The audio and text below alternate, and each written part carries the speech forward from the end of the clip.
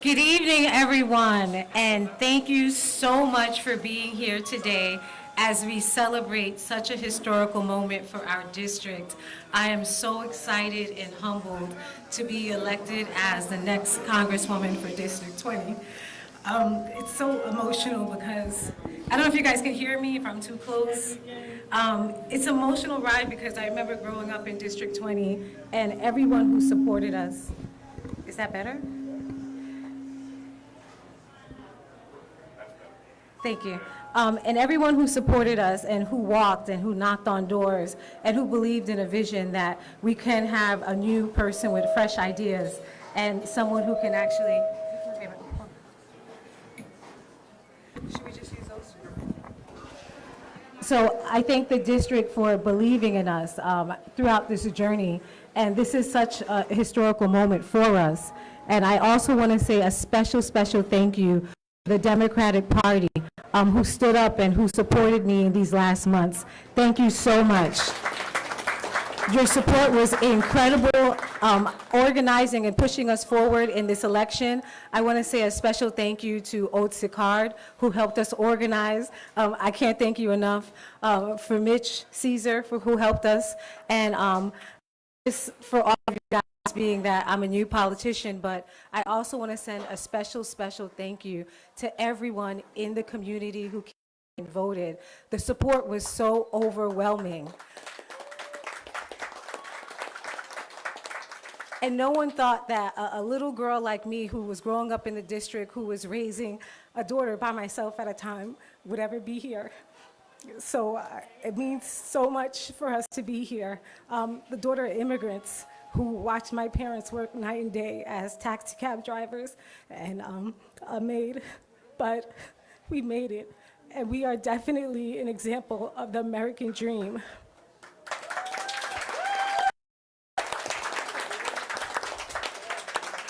And as your next Congresswoman, I promise, I vow to make sure that everyone has an opportunity to live in this great country, to pursue their dreams free of any kind of persecution, free of any kind of misunderstandings, and to ensure that everyone has the opportunity to live and to pursue for more. I'm following the great Congressman Alcee Hastings, who fought so hard in this district. And to carry that mantle is such a monumental moment. And there's no way I can ever fill his shoes, but I promise you that I'll wear my pumps happily. And I'll fight day and night with my heels, because I'm a short woman anyhow. And I'll ensure that our district and our voice is heard. This fight, this district is about everyone coming together.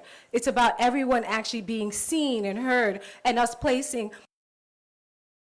policies and not money and not corporations, but the people who hold up this country and this community every single day. And as we go forward and we find ourselves in a variant and still in the pandemic and a whole bunch of people suffering from different problems such as housing, I commit myself and promise to fight to ensure that everyone can live in this society and move ourselves forward. In this election, we saw a lot of things going on. We saw challenges, voter suppression tactics. We saw even the rise of white supremacist organizations in our historical neighborhoods, such as the African American Library and also the E.Pat Larkin Center. And I'm here to say that we will never allow for any kind of hate organization to enter into our district and think that they're going to disenfranchise us from voting. That will never happen. Not on my watch, never. And we'll continue to come together and fight every single day. I want to especially thank my husband, Corley McCormick, for supporting me as I came here.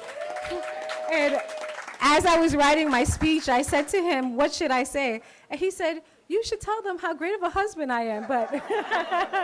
But truly, when I was a single mother raising my daughter, I prayed for support, and with the support of my husband, he allowed me to dream bigger than myself, to dream a dream that I could help everyone in the community and other kids with learning disabilities and the other moms who stood with us and the other men who stood with us. And I thank you so much for being my support, being my prayer partner, for covering me. And when I thought I couldn't do it, you covered me and pushed us forward.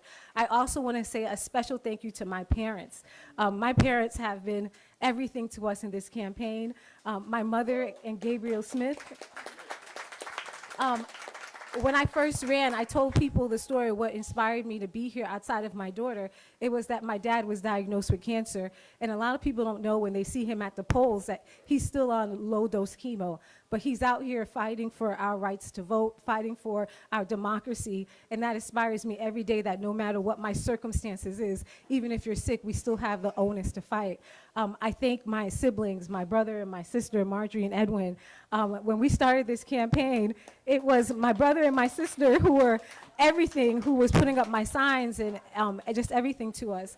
But I also want to say thank you to my children who allowed me to be here. And even though I couldn't be as, I couldn't do as much as I used to do, they allowed me and they encouraged me to be here. So I thank you so much. I thank my best friends, Nadej and Bissy, who may not, Bissy's not here, but Nadej, who always believed in me, who has been standing by my side, who we've always been friends with. I thank my staff. I thank my staff from the bottom of my heart, especially Willis Howard and Mark, because when we had that vision and we couldn't find a campaign manager who would take us, he said, you know what, we could do it, and we had a path to victory. And I say a special thank you for the leaders who supported me, Mac Bernard, Commissioner Mac Bernard, who has been a mentor, who has pushed me every step of the way. And I remember when I first asked him for his support, he told me I'm going to have to earn it and fight. And that's the kind of mentor you need, someone who's going to just motivate you and show me how to do in a small amount of time. I thank the Haitian, National Haitian elected officials, especially Vice Mayor Alex Dusdesoume for his support and guidance. I also thank former State Senator Chris Smith, who we are having this event here, who supported, directed, and I called him my senior advisor all the time, even though I don't see him, but I thank him for that. I thank everyone who's just been the bridge makers in bringing us into the community. And I also want to say a special thank you to our future state senator, Dr. Roslyn Osgood. Dr. Roslyn Osgood, who stood with us and who pushed us forward, who just won this primary. So I want to thank her. And I would like to thank, there's just so many people to thank, but once again, I would like to say thank you to everyone in the community. And I would like to say a special thank you in words to every young person who's out there watching this. Like I said, we never thought we were going to be here. We never thought that it would be, this was for us. I am not the person people thought was going to be in politics, but here I stand. It's a historical moment also for women, because this is the first time we had a woman in this seat. And so now I'll be the 145th woman in Congress, but it's also important that we're standing here in Sistrunk, as I'm the first Black woman to be elected in this district. And if you know the honor and the history of Sistrunk, you know that this area here is holy ground for us. So this is a historic moment, and it takes all of us coming together to re-cherish this history and move it forward. We're standing on the shoulders of giants, and we're picking up the mantle and pressing forward so everyone can live that dream and dream a bigger life. And that fight for voting rights is not over. The fight for civil rights is not over. The fight for equality is not over. And the fight for us to exist and fulfill the promises of our founders, it is not over. In every sense of the word, it is starting over.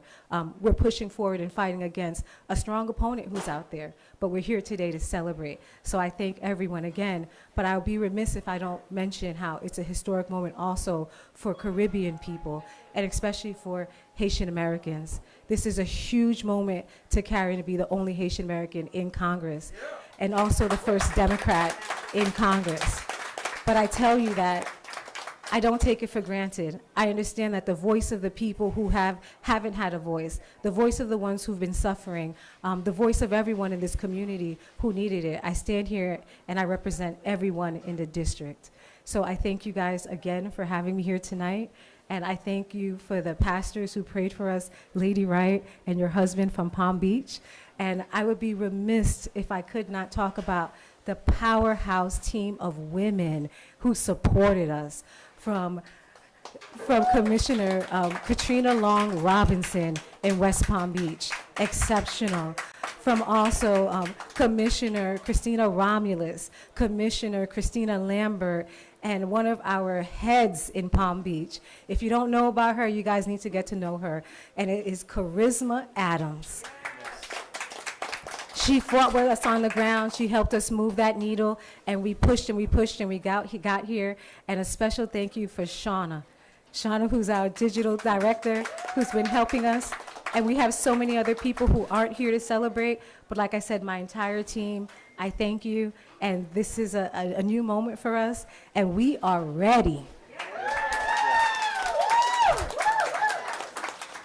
I'll take any questions if you guys. Thank you so much. So Yes. we did a little bit of math, and if you take the money you spent on the campaign divided by how many votes you got, it's about $160, $170 per vote, which is going to turn out to be one of the most expensive campaigns in the history of a congressional vote. And so is that what it takes to win the seat in Congress these days, to spend that kind of money on each individual vote? Well, what it takes to win the race in Congress these days is the guts and the gumption to put forth a policy that other people find to be controversial, but the people know is for them. As many people as I see every single day who are struggling at housing. Last night I got a call from a young woman who had 4 kids who's been living homeless. We get calls every single day about people who are homeless, who can't afford to pay their bills, who can't afford to keep their lights on.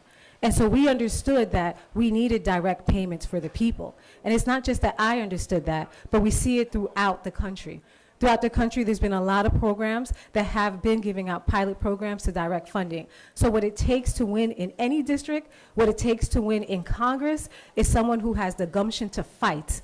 Someone who has the gumption to actually say what needs to be said, despite all of the criticism and despite all of the lies. $160 per vote these days to get a seat in Congress? It takes gumption.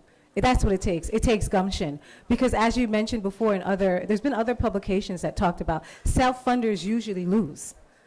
And so with that reality, we know what was the difference. We had a message for the people, and we fought for the people. We were on the ground. We were knocking on doors. We employed the people. Most of our money went towards stimulating the economy and believing in the people. The people were my voice, and I'm the people's voice. We'll take the next question. Priorities for the northern part of your district in Palm Beach County. Well, in Palm Beach County, we're suffering the same situations we're seeing here, which is really economic instability.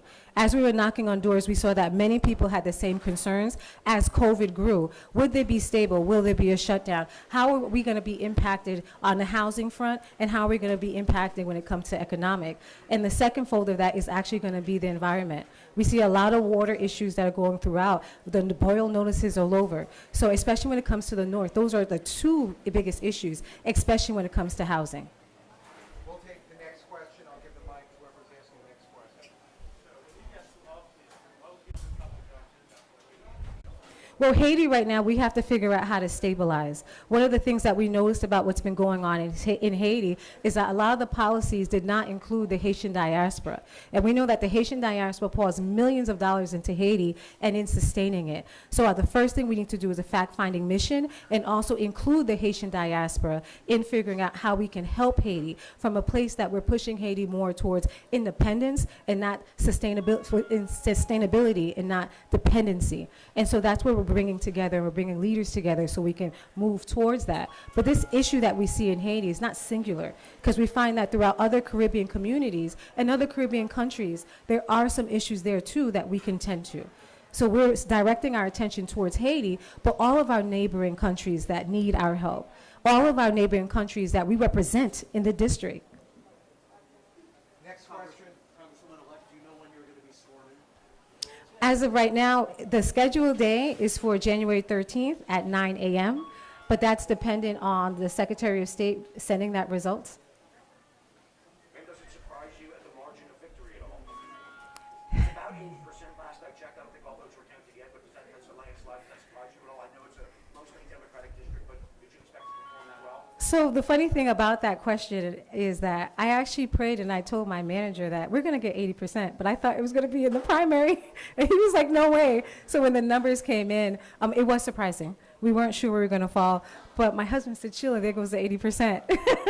But it just goes to show you that our district is still committed towards being democratic, that we're still committed towards moving forward and making sure that everyone is equal and equitable, and that they're standing on fundamental principles the Democratic Party, which is health care, which is access to voting, voting rights, and anti-voting suppression. So that is such a positive place to know that right where our late Alcee Hastings left off, our district is like, let's pick up and let's move it and keep moving fast and hard. And that's what we're committed to doing. Who else has a question? Go ahead. Hi there, I'm Jacqueline from CBS 4, and I just called the opposing party, and they told me that they're going to not concede tonight. So I know that there was a push to get you sworn in. What do you say to this, and will it delay this process? Well, this wouldn't be my first time running against opponents who are refusing to concede. So it's not our first time, and at the end of the day, nothing can stop the motion. The people are already starting the motion, pushing this movement, nothing's stopping us. So we're going to keep going forward, we're going to keep fighting, and if he thinks he's going to bring the Proud Boys into our district, if he thinks he's going to bring hate groups into our district, he is very mistaken.